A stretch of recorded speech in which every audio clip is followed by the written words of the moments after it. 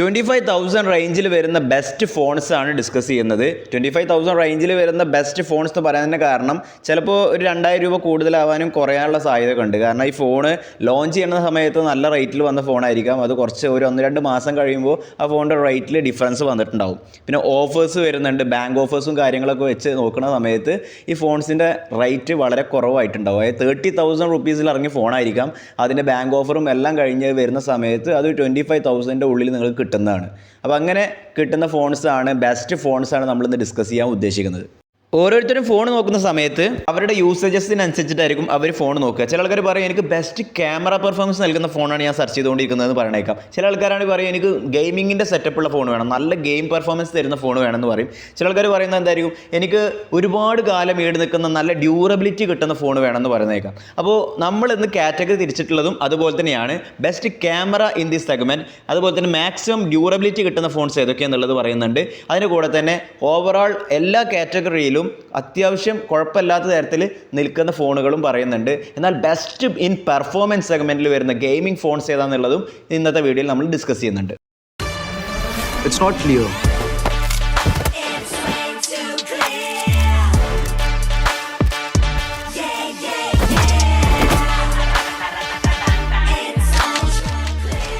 ഈ പ്രൈസ് റേഞ്ചിൽ ഏറ്റവും ബെസ്റ്റ് ക്യാമറ പെർഫോമൻസ് നൽകുന്ന ഫോണാണ് Realme 13 Pro Plus. LYT 701 Sony സെൻസേഴ്സോട് കൂടിയ 50 മെഗാ പിക്സലിൻ്റെ പ്രൈമറി ക്യാമറ, LYT 600 സോണി സെൻസേഴ്സോട് കൂടിയ 50 മെഗാ പിക്സലിൻ്റെ 3x ടെലിഫോട്ടോ ക്യാമറ, 8 മെഗാ പിക്സലിൻ്റെ ഒരു അൾട്രാ വൈഡ് ക്യാമറ, അങ്ങനെ ഒരു ഫുൾ പാക്ഡ് ആയിട്ടുള്ള ഒരു ക്യാമറ സെറ്റപ്പ് തന്നെയാണ് റിയൽമി ഈ ഫോണിന് കൊടുത്തിട്ടുള്ളത്. 6.7 ഇഞ്ചിൻ്റെ 120 ഹെർട്സ് റിഫ്രഷ് റേറ്റോട് കൂടിയ curved AMOLED display, Gorilla glass 7i protection, 2000 നിറ്റ്സിൻ്റെ പീക്ക് ബ്രൈറ്റ്നസ് നൽകിയിട്ടുണ്ട്. ഇനി ബാറ്ററി സൈഡിലോട്ട് നോക്കുകയാണെന്നുണ്ടെങ്കിൽ 80 വാട്ടിൻ്റെ ഫാസ്റ്റ് ചാർജിങ് സപ്പോർട്ടോട് കൂടിയ 5200 മൈക്രോ ആംപിയറിൻ്റെ ബാറ്ററി, സ്നാപ്ഡ്രാഗൺ 7s Gen 2 ചിപ്സെറ്റാണ് നൽകിയിട്ടുള്ളത്. ഇതൊരു ഹൈലി പെർഫോമൻസ് ഓറിയൻറ്റഡ് ആയിട്ടുള്ള ചിപ്സെറ്റൊന്നുമല്ല, ഒരു നോർമൽ ചിപ്സെറ്റ്. അതായത് ഗെയിമിംഗ് പർപ്പസിനൊക്കെ ആണെന്നുണ്ടെങ്കിൽ നിങ്ങൾ ഈ ഫോൺ അല്ല ചൂസ് ചെയ്യേണ്ടത്. ഇത് ക്യാമറ യൂസും കാര്യങ്ങളൊക്കെ വരുന്നവർക്ക് പറ്റിയ ഒരു ബെസ്റ്റ് ഫോൺ എന്ന് വേണമെങ്കിൽ പറയാം. Realme UI 5.0 based on Android 14 ആണ് വരുന്നത്. 2 വർഷത്തെ സോഫ്റ്റ്വെയർ അപ്ഡേറ്റും 3 വർഷത്തെ സെക്യൂരിറ്റി പാച്ചും വരുന്നുണ്ട്. മറ്റുള്ള റിയൽമി ഫോണുകളുടെയൊക്കെ പോലെ തന്നെ ഇതിലും ഉണ്ട് ഈ bloatwares, unwanted applications, app suggestions, എല്ലാ കാര്യങ്ങളും ഇതിലും വരുന്നുണ്ട്. ഒക്കെ ഇരുന്ന് നമ്മൾ റിമൂവ് ചെയ്യേണ്ടി വരും. മോട്ടോറോള എഡ്ജ് 50 നിയോ ഈ ഫോണ് ഏതൊക്കെ സെഗ്മെൻറ്റിലാണ് ബെസ്റ്റ് എന്ന് ചോദിച്ചു കഴിഞ്ഞാൽ ക്യാമറ സൈഡ് അത്യാവശ്യം കുഴപ്പമില്ലാത്ത ക്യാമറ ക്വാളിറ്റി നൽകുന്ന ഒരു ഫോൺ തന്നെയാണ്. അതുപോലെ തന്നെ ഇതിൻ്റെ ഡ്യൂറബിലിറ്റി നോക്കുകയാണെന്നുണ്ടെങ്കിൽ ഒരുപാട് സേഫ്റ്റി ഫീച്ചേഴ്സ് നൽകുന്ന ഫോൺ തന്നെയാണ്.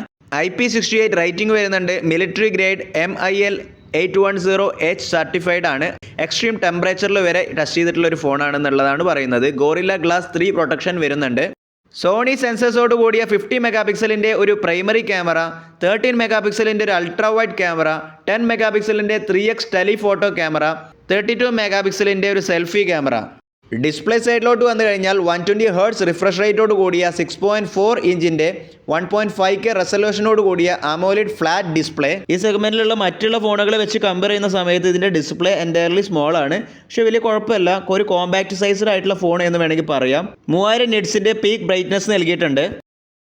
ഫോണിൻ്റെ പെർഫോമൻസ് സൈഡിലോട്ട് നോക്കിക്കഴിഞ്ഞാൽ മീഡിയാടെക്കിൻ്റെ ഡയമൻസിറ്റി 7300 പ്രോസറും LPDDR4X റാം UFS 2.2 സ്റ്റോറേജുമാണ് നൽകിയിട്ടുള്ളത്. 68 വാട്ടിൻ്റെ ഫാസ്റ്റ് ചാർജിങ് സപ്പോർട്ടോട് കൂടിയ 4310 മൈക്രോ ആംപിയർ ബാറ്ററി. ഈ ഫോണിൽ 15 വാട്ടിൻ്റെ വയർലെസ് ചാർജിങ് സപ്പോർട്ടും ഉണ്ട്.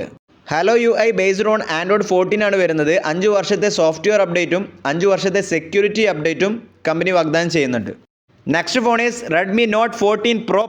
ഈ ഫോണും ബെസ്റ്റ് ഇൻ ഡ്യൂറബിലിറ്റി എന്ന് വേണമെങ്കിൽ പറയാം. IP68 റേറ്റിംഗ്, IP69 സപ്പോർട്ട് വരുന്നുണ്ട്. ഒരു അലുമിനിയം ഫ്രെയിംഡ് ബിൽഡ് ക്വാളിറ്റി സ്ട്രക്ചറാണ് ഈ ഫോൺ നൽകിയിട്ടുള്ളത്. എന്നെപ്പോലെ ഇടയ്ക്കിടയ്ക്ക് കയ്യിൽ നിന്ന് ഫോൺ വീഴുന്ന സ്വഭാവമുള്ള ആൾക്കാരാണെന്നുണ്ടെങ്കിൽ ഫോണിൻ്റെ ഡ്യൂറബിലിറ്റി ഒക്കെ നോക്കിയിട്ട് എടുക്കുന്നത് നന്നാവും. ഈ ഫോണിൻ്റെ ഒക്കെ സൈഡിലൂടെ അലുമിനിയം പ്ലേറ്റഡ് ആയിട്ടാണ് വരുന്നത്. അതുകൊണ്ട് തന്നെ പെട്ടെന്നൊന്നും വീണ് കഴിഞ്ഞാൽ അങ്ങനെ ഒന്നും സംഭവിക്കില്ല എന്നാണ് കമ്പനി പറയുന്നത്. ഫോണിൻ്റെ ഡിസ്പ്ലേ സൈഡിലോട്ട് നോക്കിക്കഴിഞ്ഞാൽ 120 ഹെർട്സ് റിഫ്രഷ് റേറ്റോട് കൂടിയ 6.67 ഇഞ്ചിൻ്റെ 1.5 റെസൊല്യൂഷനോട് കൂടിയ 3D കർവ്ഡ് അമോലെഡ് ഡിസ്പ്ലേ. അങ്ങനെ ഫോണിൻ്റെ ഡിസ്പ്ലേ സൈഡ് നോക്കുകയാണെന്നുണ്ടെങ്കിൽ ഒരു എക്സലൻറ്റ് ഡിസ്പ്ലേ തന്നെയാണെന്ന് പറയാം. ഇനി ബാറ്ററി സൈഡിലോട്ട് പറയുകയാണെന്നുണ്ടെങ്കിൽ 6200 മൈക്രോ ആംപിയറിൻ്റെ ഒരു വലിയ battery, 90 what fast charging support ചെയ്യുന്നുണ്ട്. ഫോണിൻ്റെ പെർഫോമൻസ് സൈഡ് നോക്കുകയാണെന്നുണ്ടെങ്കിൽ സ്നാപ്ഡ്രാഗൺ 7S Gen 3 പ്രോസറാണ് നൽകിയിട്ടുള്ളത്. UFS 2.2 സ്റ്റോറേജും LPDDR4X റാമുമാണ് നൽകിയിട്ടുള്ളത്. ക്യാമറ സൈഡും വലിയ മോശമില്ല എന്ന് പറയാം. 50 മെഗാ പിക്സലിൻ്റെ ഒരു പ്രൈമറി ക്യാമറ, 50 മെഗാ പിക്സലിൻ്റെ ടെലിഫോട്ടോ സെൻസർ നൽകിയിട്ടുണ്ട്. 8 മെഗാ പിക്സലിൻ്റെ ഒരു wide angle camera, selfie camera വരുന്നത് 20 മെഗാ പിക്സലാണ്. Poco F6 and Poco X7 Pro ഈ രണ്ട് ഫോൺസാണ് ഈ പ്രൈസ് റേഞ്ചിൽ വരുന്ന പെർഫോമൻസ് ഹൈലൈറ്റഡ് ഫോൺസ്, അല്ലെങ്കിൽ ഗെയിമിംഗ് ഫോൺസ് എന്ന് പറയാം. പോക്കോ F6ൻ്റെ പ്രോസസ്സർ വരുന്നത് സ്നാപ്ഡ്രാഗൺ 8S Gen 3 ചിപ്സെറ്റ് ആണ്. LPDDR5X RAM, UFS 4.0 storage. ഫോണിൻ്റെ ഡിസ്പ്ലേ സൈഡിലോട്ട് നോക്കിക്കഴിഞ്ഞാൽ 120 Hz റിഫ്രഷ് റേറ്റോട് കൂടിയ 6.67 ഇഞ്ചിൻ്റെ 1.5K റെസൊല്യൂഷനോട് കൂടിയ AMOLED ഫ്ലാറ്റ് ഡിസ്പ്ലേ, ഗോറില്ല ഗ്ലാസിൻ്റെ Victus 2 പ്രൊട്ടക്ഷൻ വരുന്നുണ്ട്. IP64 റേറ്റിംഗ് വരുന്നുണ്ട്. 90 വാട്ടിൻ്റെ ഫാസ്റ്റ് ചാർജിങ് സപ്പോർട്ടോട് കൂടിയ 5000 മൈക്രോ ആംപിയറിൻ്റെ ബാറ്ററി. ക്യാമറ സൈഡിലോട്ട് നോക്കുകയാണെന്നുണ്ടെങ്കിൽ സോണി സെൻസേഴ്സോട് കൂടിയ 50 മെഗാ പിക്സലിൻ്റെ പ്രൈമറി ക്യാമറ, 8 മെഗാ പിക്സലിൻ്റെ അൾട്രാ വൈഡ് ക്യാമറ, 20 മെഗാ പിക്സലിൻ്റെ സെൽഫി ക്യാമറ. ഇതേ സെഗ്മെൻറ്റിൽ വരുന്ന മറ്റൊരു ഫോണാണ് പോക്കോ X7 Pro. ഈ ഫോണിൽ കുറച്ച് ചേഞ്ചസ് മാത്രമേ ഉള്ളൂ പോക്കോ F6നെ കമ്പയർ ചെയ്ത് വരുന്ന സമയത്തുള്ളൂ. ആ ചേഞ്ചസ് എന്തൊക്കെയാണെന്നുള്ളതൊന്ന് ഹൈലൈറ്റ് ചെയ്ത് പറയാം. പ്രോസസ്സർ വരുന്നത് Dimensity 8400 അൾട്രാ ചിപ്സെറ്റ് ആണ്. ഗെയിമിംഗ് ഒക്കെ ആലോചിക്കുന്നവർക്ക് കുറച്ചുകൂടിയും ബാറ്ററി കപ്പാസിറ്റി വേണം തോന്നുകയാണെന്നുണ്ടെങ്കിൽ ഏറ്റവും ബെറ്റർ ചോയ്സ് ഈ ഫോണാണ്. 90 വാട്ടിൻ്റെ ഫാസ്റ്റ് ചാർജ് സപ്പോർട്ടോട് കൂടിയ 6550 മൈക്രോ ആംപിയറിൻ്റെ ഒരു വലിയ ബാറ്ററി. ഇവിടെ പുതിയ OS വരുന്നത് HyperOS 2.0 ബേസ്ഡ് ഓൺ Android 15 ആണ് വരുന്നത്. 3 വർഷത്തെ സോഫ്റ്റ്വെയർ അപ്ഡേറ്റും 4 വർഷത്തെ സെക്യൂരിറ്റി അപ്ഡേറ്റും കൊടുക്കുന്നുണ്ട്. ഈ ഫോണിലും സേഫ്റ്റി റേറ്റിംഗ്സ് കൊടുക്കുന്നുണ്ട്. IP66, IP68, IP69. ഓവറോൾ എല്ലാ കാറ്റഗറിയിലും ഉൾപ്പെടുത്താൻ പറ്റിയ ഒരു 2 ഫോൺസാണ് നമ്മുടെ ലിസ്റ്റിലുള്ളത്. ഒന്ന് OnePlus Nord 4. ആദ്യം തന്നെ ഡിസ്പ്ലേ സൈഡിൽ നിന്നും പറയാം. 120 Hz റിഫ്രഷ് റേറ്റോട് കൂടിയ 6.74 ഇഞ്ചിൻ്റെ 1.5K റെസൊല്യൂഷനോട് കൂടിയ AMOLED ഫ്ലാറ്റ് ഡിസ്പ്ലേ. 2150 നിറ്റ്സ് ആണ് പീക്ക് ബ്രൈറ്റ്നസ് വരുന്നത്. 100 വാട്ടിൻ്റെ ഫാസ്റ്റ് ചാർജിങ് സപ്പോർട്ടോട് കൂടിയ 5500 മൈക്രോ ആംപിയറിൻ്റെ ബാറ്ററി. പെർഫോമൻസിനെ കുറിച്ച് പറയുകയാണെന്നുണ്ടെങ്കിൽ സ്നാപ്ഡ്രാഗൺ 7S Gen 3 ചിപ്സെറ്റ് ആണ് നൽകിയിട്ടുള്ളത്. LPDDR5X റാം, സ്റ്റോറേജ് ടൈപ്പ് വരുന്നത് 128 GB UFS 3.1ഉം 256 GB UFS 4.0 ആണ് വരുന്നത്. ഈ ക്യാമറ സൈഡിലോട്ട് വരുന്ന സമയത്ത് 50 മെഗാ പിക്സലിൻ്റെ ഒരു പ്രൈമറി ക്യാമറ, 8 മെഗാ പിക്സലിൻ്റെ അൾട്രാ വൈഡ് ക്യാമറ, 16 മെഗാ പിക്സലിൻ്റെ ഒരു സെൽഫി ക്യാമറ. Oxygen OS 14.1ലാണ് വരുന്നത്. 4 വർഷത്തെ സോഫ്റ്റ്വെയർ അപ്ഡേറ്റും 6 വർഷത്തെ സെക്യൂരിറ്റി അപ്ഡേറ്റും പറയുന്നുണ്ട്. And the last phone IQ Z9s Pro. ഇതും ഒരു ഓൾറൗണ്ടർ ഫോൺ എന്ന് വേണമെങ്കിൽ പറയാം.